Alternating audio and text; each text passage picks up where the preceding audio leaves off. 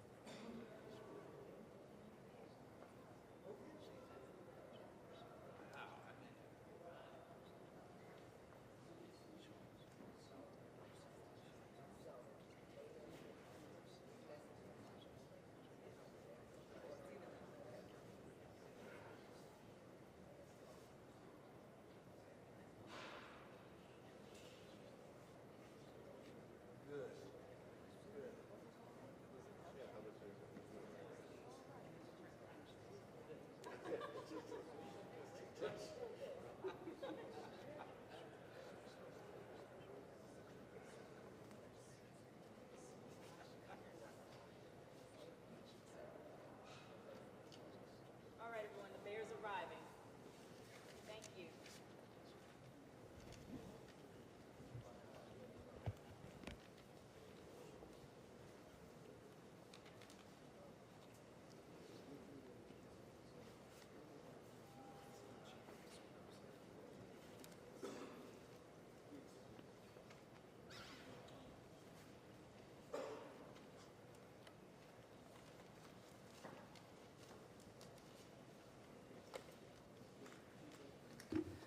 Good evening, everybody.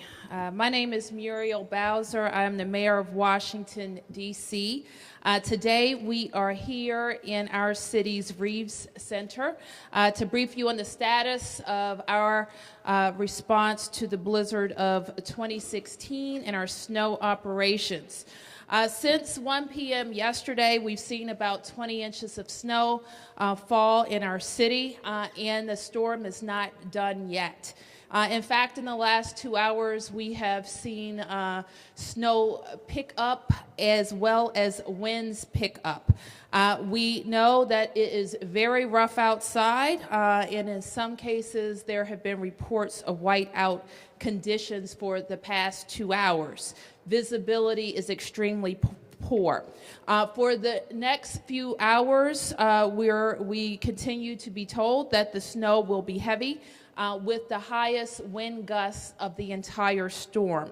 And it continues to be a dangerous storm. The forecast suggests that the snow will wrap up late tonight or in the very early hours of this morning. But it doesn't make it any less dangerous. We expect continued high winds throughout the area, which will continue to make the conditions and visibility very poor. We want drivers to stay off the road. We also want pedestrians to stay off the road. Today, many of us encountered people walking down the middle of streets. Our plows encountered them, as well as our emergency vehicles. We can't emphasize enough that people need to stay off the streets for their own safety and for that of our snow crews and first responders. We've had a lot of snowfall over the last 36 hours. And tonight, as that snow ends, we will shift into another phase of our operation, which Mr. Geltard, Director Geltard, will tell you about. Many people have been shoveling all day today, and we remind everybody to shovel as you are able, to be careful and follow all of the healthy shoveling tips. We are also being inundated by calls from DC residents who need help shoveling. We have put together a volunteer database, but I will say that the request for shoveling exceeds the volunteers. So if you are able to help a neighbor, please do so. If you need us to provide you with a couple of addresses, we'd like you to go to snow.dc.gov to do exactly that. As people get out and about, the need to shovel walks becomes even more important. So let me turn to Director Geltard, who will provide an additional operational briefing. Thank you, Madam Mayor. I am Chris Gellert, the Director of DC's Homeland Security and Emergency Management Agency, and we'll cover now a little bit of where we are in our phases of operation. As everybody knows, we started Wednesday about noontime with our preparatory phases and our pre-treatment phases. We carried that all the way through to our emergency phase where we are now, when we had the snow start to pick up and outpaced our ability to keep up with salt and chemical. We are going to continue that phase through this evening until the snow gets to a point where we can keep up and get ahead of it, and the snow ceases. And that's when we'll move into the next phase of operations, which will be our post-storm response. That post-storm response, as we have said to many people, we're going to need to do a good assessment on that. Right now, with the wind blowing the way it is and the amount of snow that's coming down, that's a hard assessment for us to do, to say how long, what is it going to take for us to clear everything on the roads. As it is right now, in the different sections of the city, we have different snow total amounts, and it's, as you can imagine, very difficult to determine with the way that the wind is blowing exactly how much snow we have in certain areas. So we're going to be doing a real hard assessment once the storm ends. We're going to continue to plow through that assessment, but we're going to do a good hard assessment at that point and make some determinations of what it's going to take and how long it's going to take for us to get through and clean the storm up. We'll also be starting our recovery phase at that point. As soon as we get through that assessment, and we're going to continue to plow, we will start to do some of the picking up of the snow and hauling of the snow as we do that. So you'll see the last two phases go in tandem, and then the recovery phase, of course, will go beyond our plowing phase. So that's what we've got coming up. I do want to reiterate what Mayor Bowser said earlier. It did look like it was clearing up earlier today, and we did say that we still are in our emergent phase. We ended up having periods of time where we were back up to 2 inches of snow falling per hour, just over the last 2 to 2.5 hours. With the wind blowing like it is, we can't encourage residents enough, please, We're still in that emergent phase. We're still in the middle of the storm. We really need folks to stay off the streets. The other thing we want to make sure we cover, we have our emergency services that are going out there, and as we're going through this emergent phase, we have managed to maintain very good response times. We've been able to respond to those calls for service almost right at the same levels when we don't have snow. So we've been very successful in doing that. However, we want to make sure the residents understand that we still are in this phase. To that end, I think Chief Dean would like to talk a little bit about how we want to watch for how we're doing with our ambulances. Chief? So what we're asking is for our citizens to recognize that we only have a limited number of ambulances to transport, and we would ask that if you have a low acuity type emergency, that if you can wait to make the call so that we can make sure we're available for the higher acuity type calls. So we would appreciate that. Thank you. Okay, also during this time, as you know, we have large snow banks on the sides of the roads. Many other jurisdictions are doing this, and we'd ask the residents here to do as well. As you're shoveling out and as you're doing that cleaning up around the front of your homes, to give us a hand and clean up around the fire hydrants that are out there as well. So if you are out there and you are shoveling, and when you start to shovel, if you can clean those up, that would be very helpful as well. That's all that I have. I'll take some questions. Are you able to determine yet what parts of the city might be hardest hit and where it needs the most help at this point? At this time, what we've got from National Weather and from just our folks being out on the street, our upper northwest side of the city, that's gotten probably the most snow at this time. Yes, sir. I see a Metro representative here. Is there any idea as to when the trains and buses will resume operations? Sure. Sam, we're going to be making those assessments tomorrow in coordination with the jurisdictions. We're obviously operating around the clock. There are Metro crews, a small army of Metro crews out and about today, clearing snow from 130 miles of above ground track, all of our yards. As you know, we've stored about 350 rail cars in tunnels to protect them. Come tomorrow, by tomorrow afternoon, we should be in a position to know what level of service we'll be able to provide. Our goal is to get service restored as quickly and safely as possible. Thank you. Yes, ma'am. Do you expect businesses to be open on Monday? You know, it's going to be a big cleanup day tomorrow. I think a lot of people are going to do assessments like we are, whether their businesses will be able to open on Monday or not. We all want the city to be open as soon as possible. That's something we all share. You know, I have children. I want them to go back to school. So we all do want the city to be back open, and I think we're all going to work very hard towards that. Mayor Bowser, at risk of being redundant. One second. Yeah, I'll come back to you. I'll get New York, whoever it is. New York ended up doing some form of travel ban. Did you guys have the authority to do that? You mentioned, Mayor, that there were ambulances and other things that were encountering the people in the roads, the cars in the roads. Did you have authority to do anything else about that, or any other second thoughts on that? I don't have second thoughts about it. We want our community to heed our recommendations and concerns and get off the road. But more than that, we cannot afford to divert our emergency services, especially our police, to police the travel ban. And so we have said in no uncertain terms that you don't need to be on the roads. And by and large, people are complying with that. We saw it today where it got, at least it was brighter outside. It didn't ever really get warm, but we saw people coming out. They may have the temptation to do that tomorrow too. We really need access to the roads for the amount of equipment that we'll have in the roads. We're expecting everything to ice up for tonight. How are you preparing for that? So our cleanup efforts are continuous. We're going to continue to plow the roads. Tonight, the cold temperatures, there are very few roads where we're seeing pavement right now, so icing is not so much a concern because we do have the snowpack that's on there.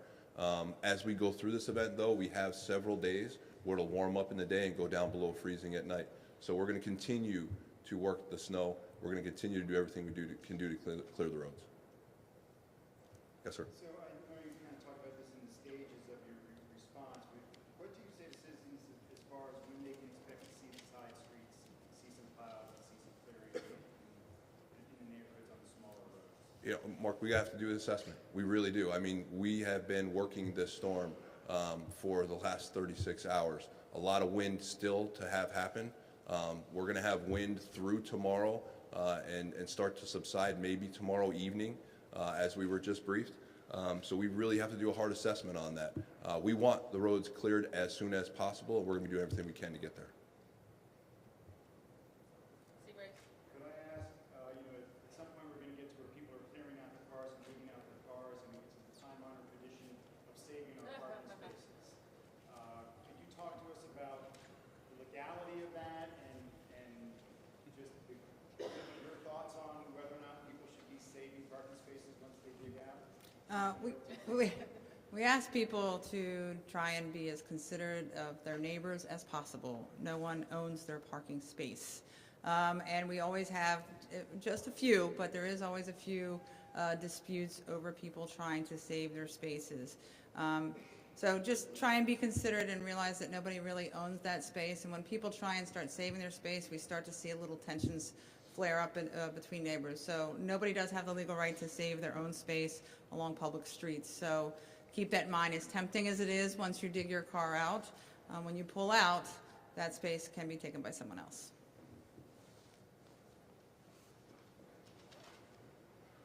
That's it. And then an update on schools, when will we know about schools?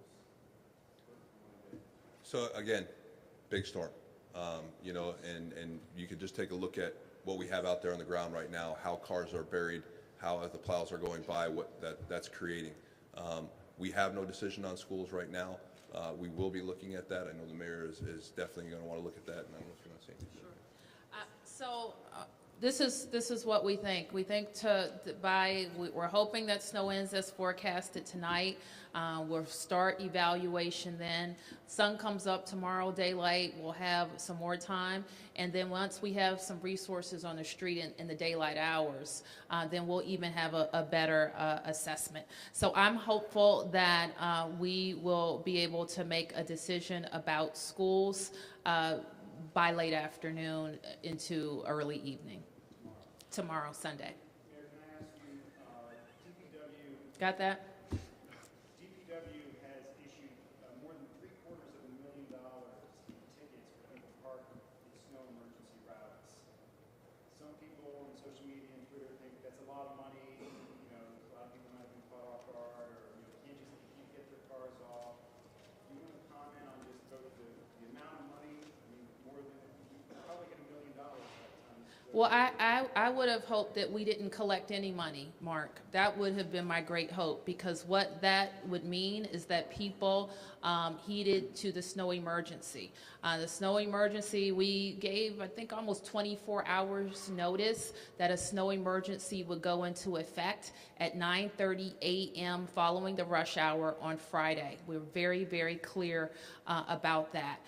We've spent the last 2 days talking about when we're going to be able to clear the roads. We can't clear the roads if there are cars parked in the snow emergency route. So let me remind everybody, the snow emergency is still in effect. If your car is in a snow emergency route, it will be ticketed and it will be towed.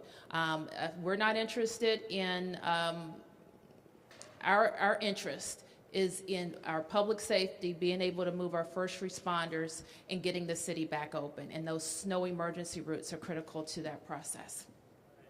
Final question, Gary? No, Mark covered it. Got it? Yes, ma'am. All right, thanks, everybody. And so we expect to be able to brief you tomorrow, I think same time, at 10 a.m. Thanks.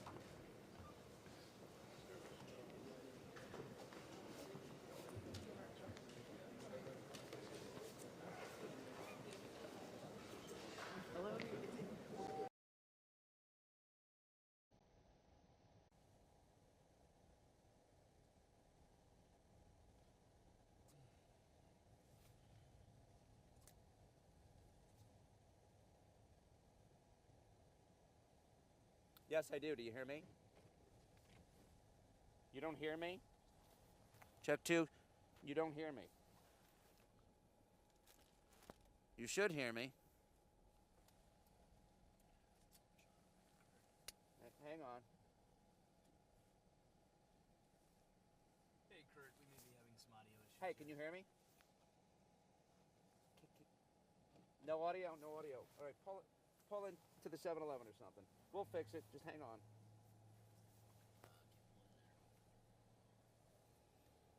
Where's that? Wait, you can go there. I think that guy will be open. All right. We just have to figure a way. It's right here. Yeah. All right. Hang on. We're working on it. Is there an entrance right here? No. A little farther. Little farther. Little farther. Okay.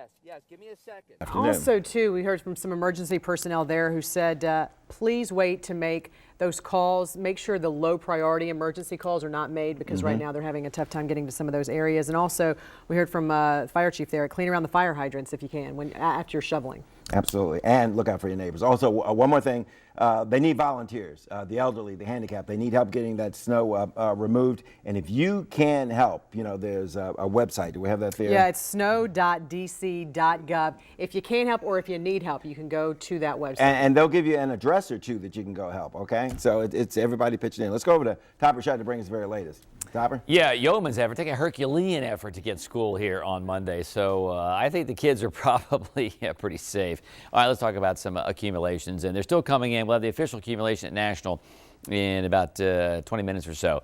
Smithsburg, you just called me, 34 inches. Winchester, 32. That's a new amount for you. Philmont, 39. That's eye-popping. Frederick, 32.5, and Accokeek, Maryland, 14.5. And I got to give the models some credit. Some of the models were in great agreement making 30 inches or more, and that's one reason why we drew our bullseyes so aggressively. And it's come to pass. Okay, these little triangles, that's where the storm is ranked right now. National still 14.9. It's in the top 10, but it's not in that rarefied air of the top 5. But boy, the dullest it sure is. It's now 3 all-time, 23.5 inches, and I think they're probably going to eke out just enough to clear January of 1996. So kind of bookend storms, 20 years apart, are going to be number 2 and number 3 in the record books for dullest. We'll see if we get up to the 16.6 mark back in 1996. It's possible. There was a heavy band that sat over National for about an hour and a half, so that is indeed possible. What is really crazy about this to me, this number 5 storm at National, January 1996, 16.6. Number 2 at Dulles, 24.6. Okay, here's the storm, and it is still, as we said on Thursday and Friday on the 7-day, hammer time from Richmond all the way up 95 through Baltimore, through Philadelphia, and all the way up into New York. I mean, it is hammer time. Now the storm is impressing me because I just can't get it to move out. So we're still looking at some heavy bands of snow until about 6 or 7 o'clock. The storm is not quite past our parallel. We talked about this yesterday. Once this storm gets a little further north, then we're getting the winds more out of the northwest, and that will take bring in the drier air and dry us out. But right now they're like north-northeast or north-northwest. Not doing a good job moving things out. In fact, it's driving heavier bands of snow back through Howard County into Montgomery County, Fairfax County, Prince William County, even that darker blue in Howard County is a heavy band of snow. We're talking probably an inch and a half per hour, and you folks cannot shake the heavy bands along I-81. It's got to be getting old for you now, but Hagerstown to Winchester to Middletown, it's heavy snow. We'll zoom in a little bit. You can see most of Fairfax County is covered up with moderate snow. That includes Fairfax and Chantilly and Reston and Haymarket and Manassas. And we're looking at some moderate snow parts of the district as well, and just to the east of Old Town. We'll zoom it back.